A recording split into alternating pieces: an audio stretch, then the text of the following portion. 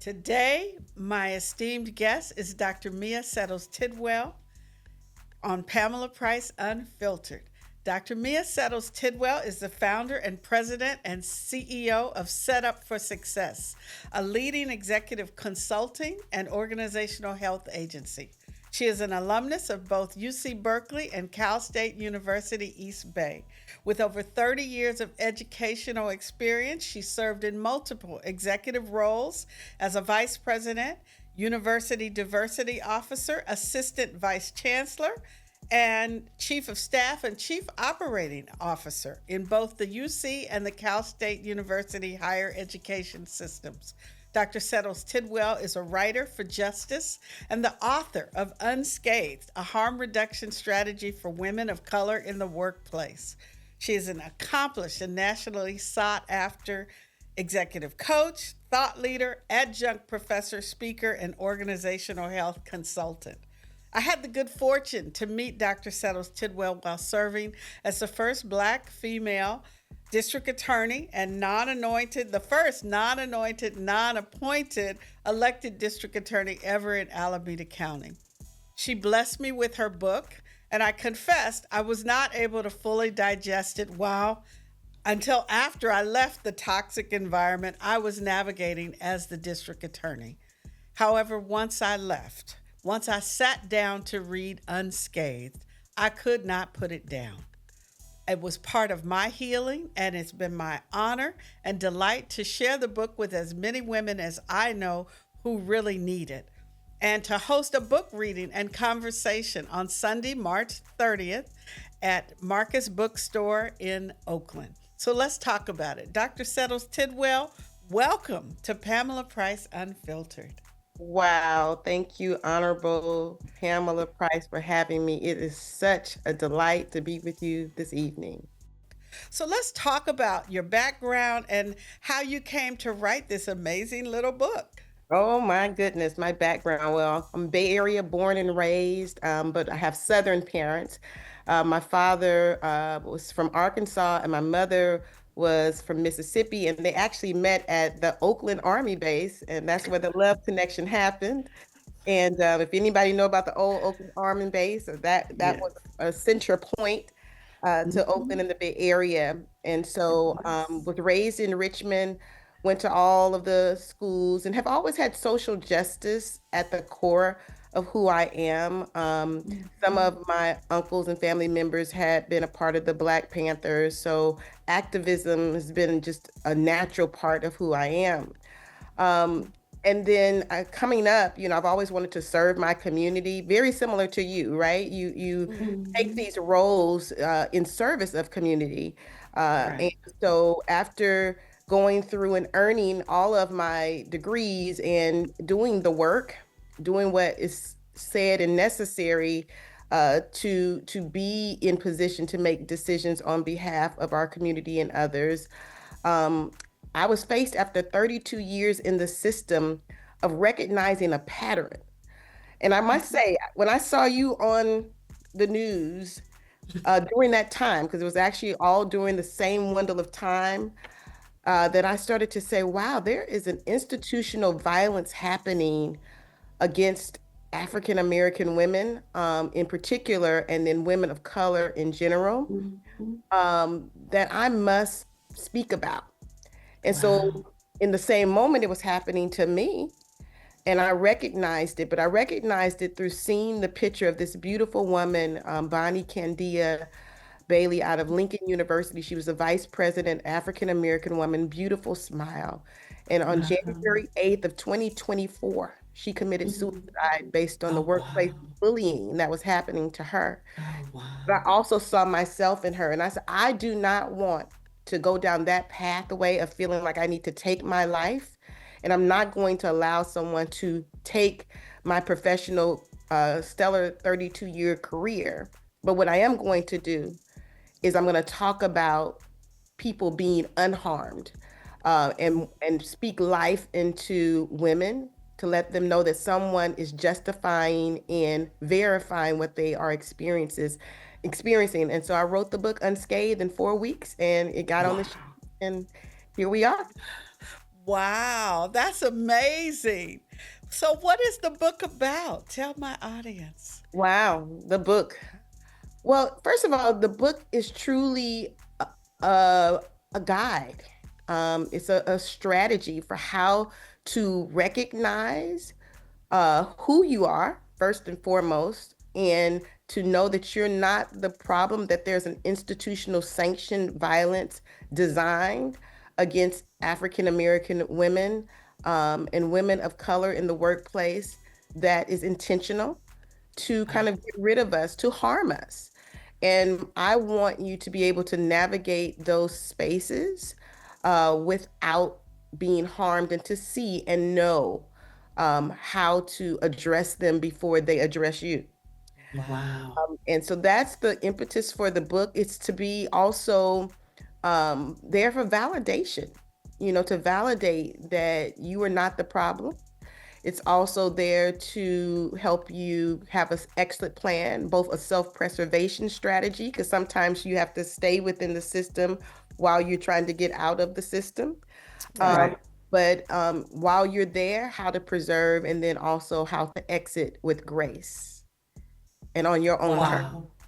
That's amazing and so well needed. As someone who had to exit, I did feel like I exited with grace and certainly with a lot of love from our community, notwithstanding the circumstances.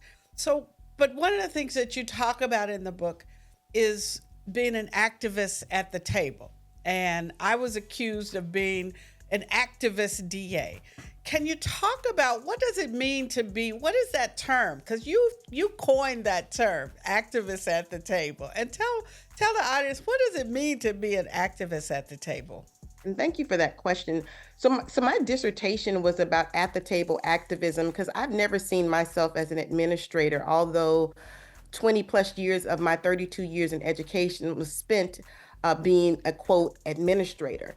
But to me, that means that you only represent the interests of the institution. Well, I've always felt as a person of color that my real role was to represent the interests of the people who I was a public servant for, and that it was not going to be in opposition to an institution, but it was going to assess the risk of the person and the institution so that everyone can come out unscathed, unharmed.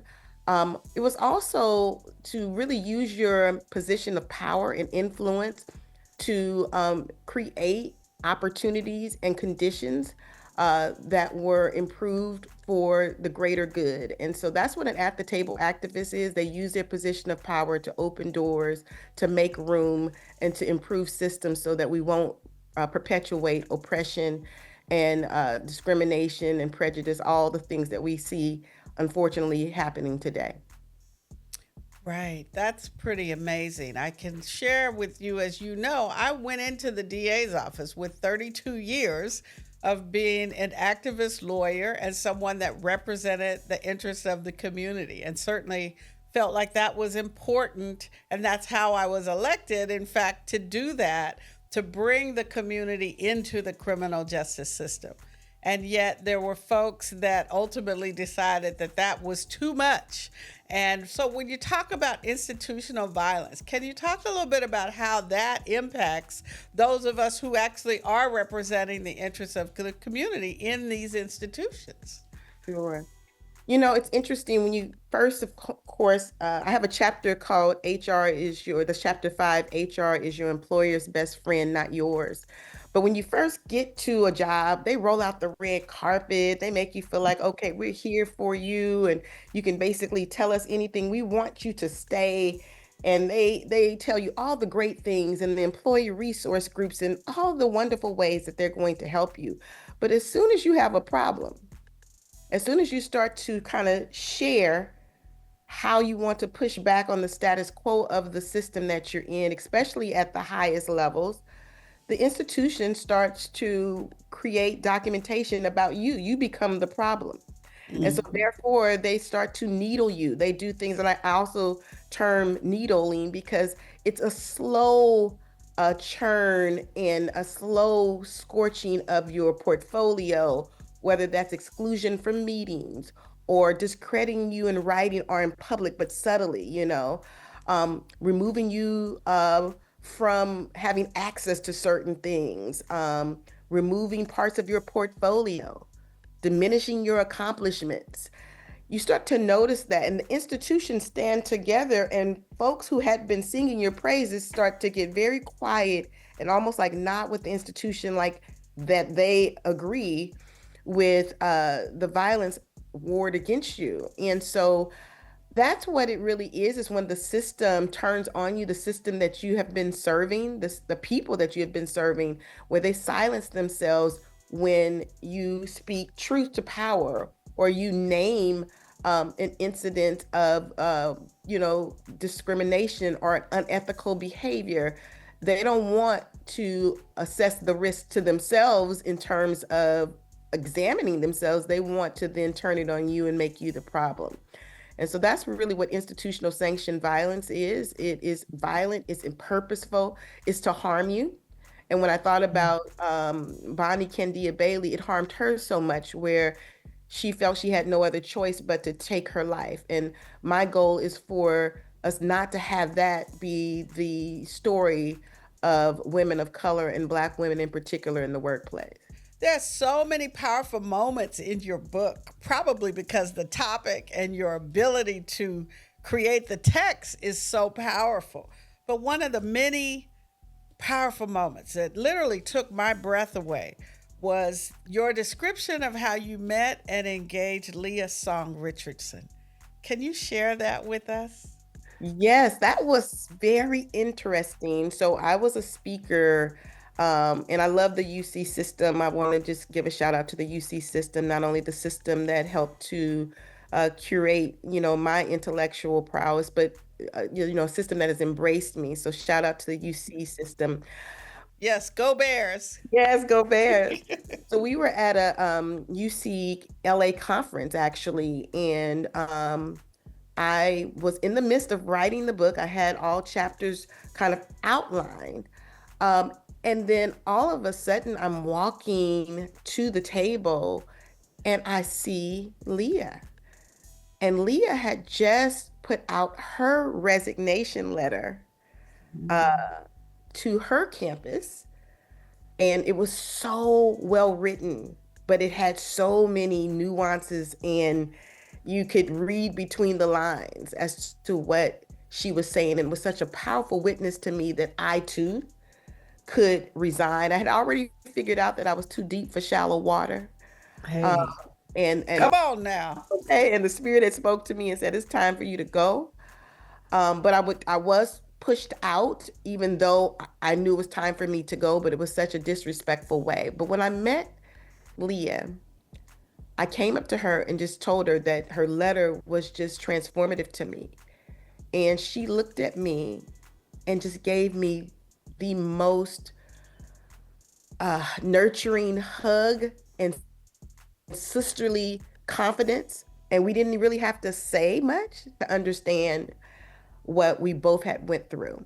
And so she was a big, big part of my transition to healing. That's wonderful. Yes. What you say? Too shallow for deep water. Too deep for shallow water. Oh, I gotta get that right. Too deep for shallow water. Okay. And so are you. So are you. You were clear. I would watch you on the screen and see how dignified you were through all of that. But I knew you carried a heavy weight. I knew that was not easy, and I'm not sure if you've gotten a chance to, tell your story the way I've gotten a chance to tell my story through my book, but I understood that a lot of what I saw as that standing in the presence, being strong behind the scenes, there was much more going on that caused me to definitely pray for you and just know exactly what it was. Again, that you were not the problem, that it was a system coming against you. Oh, thank you for that. So many times people would say, I'm praying for you, sister. I see you. And I knew there was so much going on, and I needed those prayers, every one of them. I walked into a church one Saturday morning, one of the local churches, and I said, I just need to talk to the pastor. And they called him out, and I said, Pastor, I just need you to pray for me. I can't tell you what's going on. I can't talk about what I see. There's so much injustice in this system, but I need you to pray for me. And to his credit, he literally walked me to the front of the church, stopped the service, and had everybody start praying for me. And I'm so grateful for that, because that's the only way I made it through.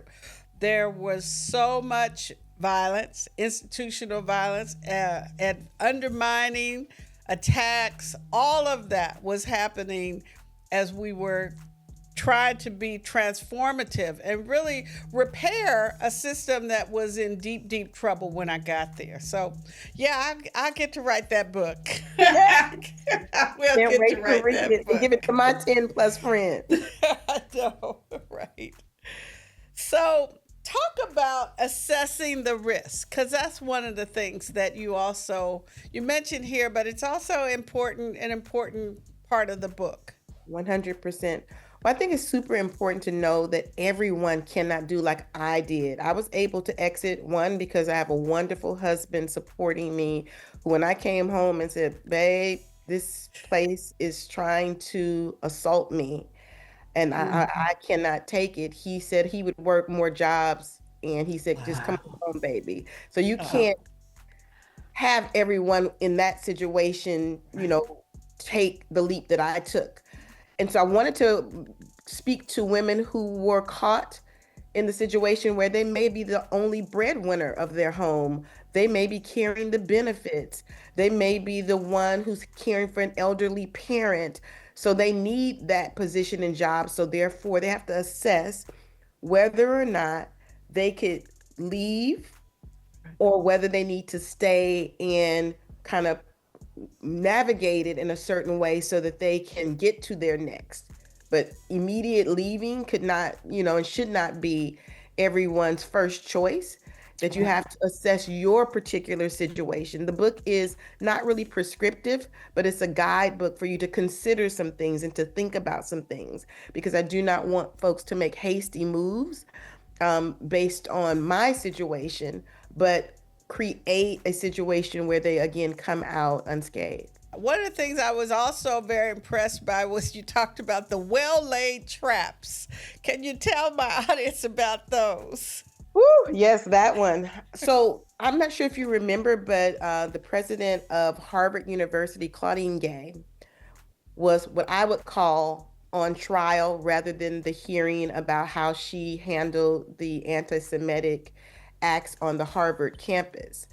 Now, at that same time, I was again in the same position at my former institution, and I was there writing about the same things and trying to address the same things.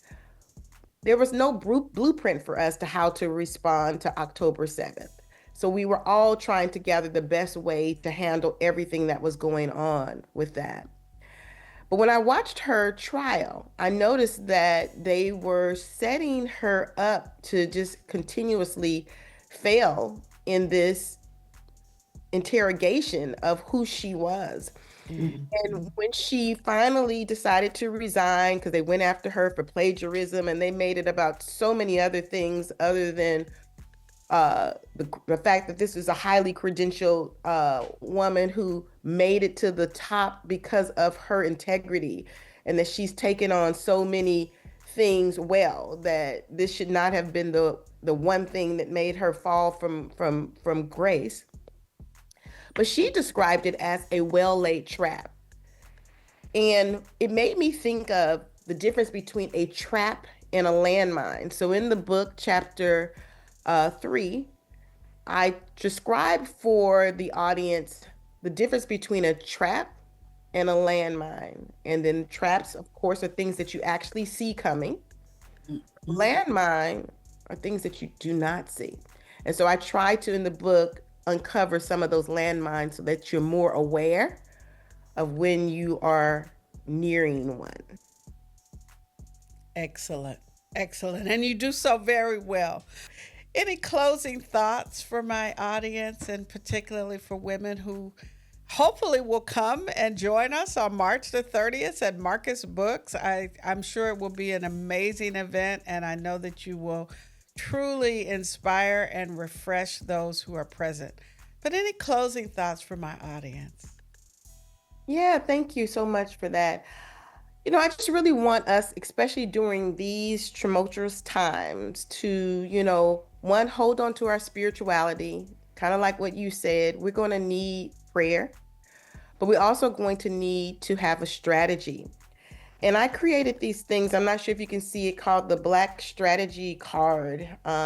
And on one side is, our lifelong member, but the other side talks about the different strategies that we need to consider during these times. And one of the things I would just say, leverage your position and power and network. We need to hire Black, and this is a Black strategy card, so any other group could put their name in there if they're finding that they need to do this too. But we need to execute an impactful economic strategy. We need to buy Black.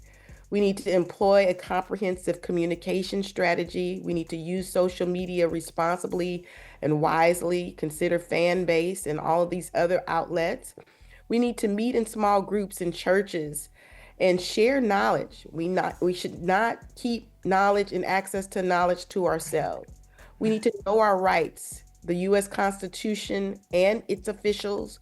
We need to use our voice. We need to call. We need to lobby. We need to text. We need to do whatever we need to do to enact change.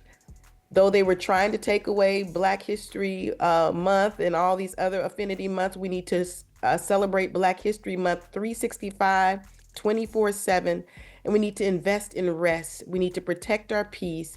And we need to celebrate our progress, because we're going to make it all right. That's what my pastor at Solomon Temple has been preaching about. And shout out to Pastor Bryce. We're going to make it out all right. All right. Well, thank you. On that note, we look forward to seeing you at Marcus Books, again, a historic Black institution in the Bay Area run by the iconic Blanche Richardson, a legacy institution for us, and we're going to have a great time on March the 30th. But thank you so much, Dr. Settles-Tidwell, for joining us and sharing your amazing wisdom. That was a great interview with Dr. Mia Settles-Tidwell, the author of Unscathed, a harm reduction strategy for women of color in the workplace. Dr. Settles-Tidwell's professional career is grounded in education. So let's move on to Legally Speaking to talk about an issue in education that's at the top of the news right now, and that's the destruction of the United States Department of Education. We have the head of an agency appointed by you know who, whose assignment is to destroy the Department of Education. A major part of Project 2025 before the election that we all were aware of was to dismantle the Department of Education. And so, why does that matter, and what does it mean to you? Number one, dismantling the Department of Education and the process is to end a major source of federal funding for low-income schools under Title I. Also, it means to scale back the federal government's ability to enforce civil rights laws like Title IX, which prohibits sex-based discrimination, and Title VI, which prohibits race-based discrimination. It's requiring also, under this new administration, that the federal government litigate potential violations of the civil rights laws rather than trying to resolve issues through conciliation and mediation, working with institutions and school districts that may have problems.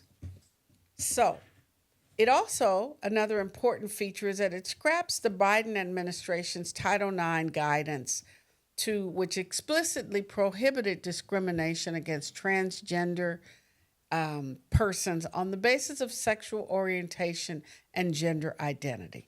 That's why you're hearing about transgender. Let's talk about what is Title IX.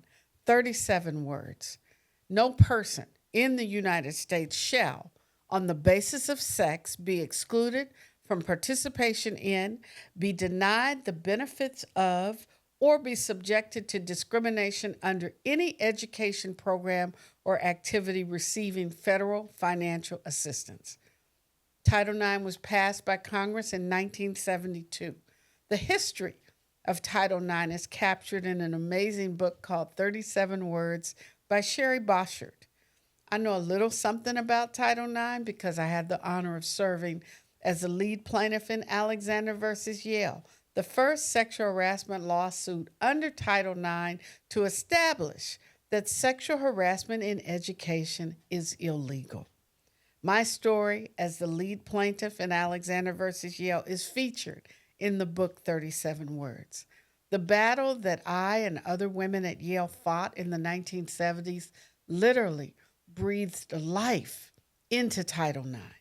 We used it in 1977 to fight sexual harassment on college campuses. Because of our fight, every school that receives federal funding, from colleges to high schools to junior high schools to elementary schools, was required to have a Title IX officer and, where appropriate, to establish a grievance procedure to address complaints about sexual harassment, sexual assault, and sex discrimination in education. There was an extended battle around athletics to force colleges and universities to adhere to Title IX, and more importantly, to force the federal government, then known as the Office of Civil Rights, to fully enforce Title IX. So how did we get from protecting students on the basis of sex under Title IX to now weaponizing Title IX to exclude students from athletics based on sex? Only in the Trump world does that make sense. In the Trump world, the Department of Education is now investigating dozens of colleges around the country, as well as states themselves and departments of education for state agencies for alleged Title IX violations. With lightning speed, the Department of Education has found the state of Maine in violation of Title IX and threatened federal prosecution as well as litigation. In fact, though, Donald Trump is just Ronald Reagan all over again. In 1980, Ronald Reagan wanted to abolish the Department of Education. Reagan's staff even referred to Title IX as the Lesbians' Bill of Rights.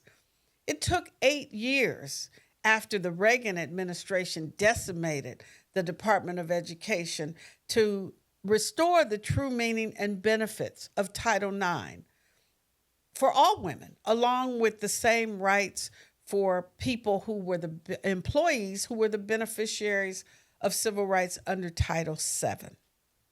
Throughout the 1980s, I litigated sexual harassment cases under Title IX, using Title IX in education, until the United States Supreme Court thrust a knife into the heart of Title IX. After a series of decisions by the Supreme Court, the main enforcement agency for Title IX became the Department of Education. That was the main tool, and that's why Project 2025 targeted the Department of Education. So what you need to know and understand is this: the transgender controversy is a made-up mask for their real intention, which is to destroy equity in education for all women. According to a New York Times study, there are less than 10 identified transgender athletes in college sports out of over 510,000 participants in college sports. Title IX, however, is at the heart of all progress for women in education, at the heart of all progress for women's athletics in this country. It's why you have a Women's National Basketball Association. Title IX is at the heart of all progress fighting sexual violence against women and genderized violence in college campuses, in high schools, in junior high schools. So when you hear abolish the Department of Education, make no mistake, they want to end all progress, really, for women in education. They want us to go back to the days when you could not get an education and you couldn't get a job in education if you were a woman. They want to end all enforcement of Title IX for women. So that's really what this whole thing is all about. So there you have it. Ultimately, the battle for Title IX and gender equality in education will be fought and decided in the courts of law. Let's move on to correct the record.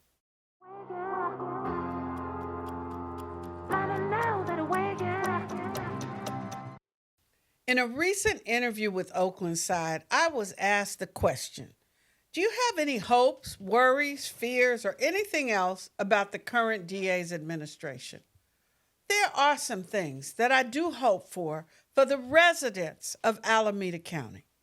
Number one, I hope that the DA's office will pursue a regional gun violence prevention strategy. Gun violence is the number one threat to public safety in Alameda County. And yet there is no regional task force, no regional conversation about it. We convened 2 gun violence roundtables to start the conversation.